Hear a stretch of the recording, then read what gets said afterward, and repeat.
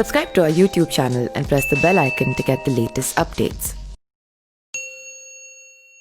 शास्त्रों के अनुसार रामायण काल में एक समय शनि को अपने बल और पराक्रम पर घमंड हो गया था।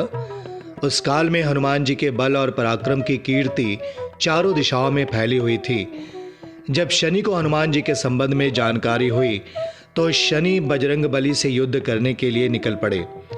एक शांत स्थान पर हनुमान जी अपने स्वामी प्रभु श्री राम की भक्ति में लीन बैठे थे। तभी वहां शनिदेव आ गए। उन्होंने बजरंगबली को युद्ध के लिए ललकारा। युद्ध की ललकार सुनकर हनुमान जी शनिदेव को समझाने का प्रयास करते हैं, लेकिन शनि नहीं मानते और युद्ध के लिए आमंत्रित करने लगते हैं। अंत में हनुमान जी भी युद्ध के लिए तैयार हो जाते हैं। दोनों के बीच घमासान युद्ध होता है। हनुमान जी ने शनि को बुरी तरह से परास्त किया। युद्ध में हनुमान जी द्वारा किए गए प्रहारों से शनिदेव के पूरे शरीर में भयंकर पीड़ा हो रही थी।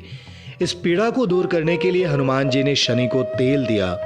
इस तेल को लगाते ही शनिदेव की समस्त पीड़ा दूर हो गई। तभी से शनिदेव को तेल अर्पित करने की परंपरा आरंभ हुई।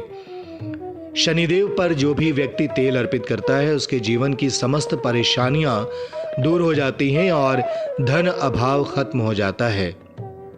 जबकि एक अन्य कथा के अनुसार जब भगवान की सेना ने सागर सेतु बांध लिया तब राक्षस इसे हानि न पहुंचा सके, इसके लिए पवन सुत हनुमान को उसकी देखभाल की जिम्मेदारी सौंपी गई।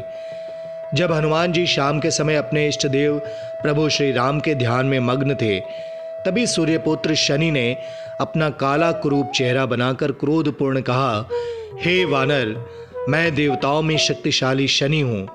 सुना है तू बहुत बलशाली है। आंखें खोल और मेरे साथ युद्ध कर। मैं तुझसे युद्ध करना चाहता हूं। इस पर हनुमान जी ने विनम्रता पूर्वक कहा, इस समय मैं अपने प्रभु को याद कर रहा हूं। आप मेरी पूजा में विघ्न मत डालिए। आप मेरे आदरणीय हैं। कृपा करके आप यहां से चले जाइए। जब शनिदेव लड़ने पर उतर आए तो हनुमान जी ने अपनी पूंछ में लपेटना शुरू किया, फिर उन्हें कसना प्रारंभ कर दिया। जोर लगाने पर भी शनि उस बंधन से मुक्त न होकर पीड़ा से व्याकुल होने लगे।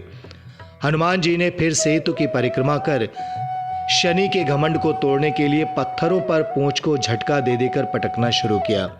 इससे शनि का शरीर लहूलुहान हो गया, जिससे उनकी पीड़ा बढ़ती गई।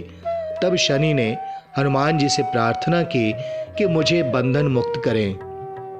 मैं अपने अपराध की सजा पा चुका हूं, फिर मुझसे ऐसी गलती नहीं होगी। तब हनुमान जी ने जो तेल दिया उसे घाव पर लगाते ही शनिदेव की पीड़ा मिट गई। उसी दिन से शनिदेव को तेल चढ़ाया जाता है, जिससे उनकी पीड़ा शांत हो जाती है और वो प्रसन्न हो जाते हैं। हनुमान जी की कृपा से शनि की पीड़ा शांत हुई थी। इसी वजह से आज भी शनि हनुमान जी के भक्तों पर विशेष कृपा बनाए रखते हैं।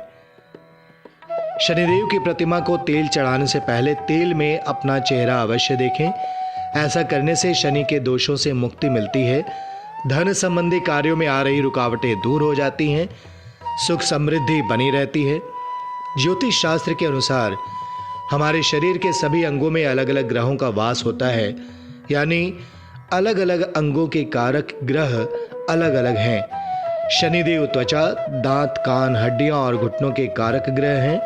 यदि कुंडली में शनि अशुभ हो तो इन अंगों से संबंधित परेशानियां व्यक्ति को झेलनी पड़ती हैं।